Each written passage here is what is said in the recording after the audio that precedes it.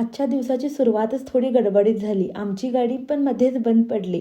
मग काय सगळा टाइम टेबलच चेंज झाला. मग सरळ शेताचा रस्ता धरला आणि शेतात पोचलो. इथं तर काम सुरूच झालं नव्हतं. मग काय पटापट लागलो बघा कामाला. सुरुवातीला थोडं काम केलं ना, नंतर दुसऱ्या तात्याच्या शेतात गेलो, कारण तिथं पण थोडं काम करायचं होतं. त्यांना मदत केली, नंतर परत डेस्टिनीवरती आलो. इथं येऊन बघतो तरी काय लहान तात्यानं टाकीच खोलून ठेवलेला, कारण त्यातून चिक्कल काढायचा होता. आता हे 2 दिवसानं काम लागतंच. आता ह्याचं सोल्युशन एकच, मशीन आणणे.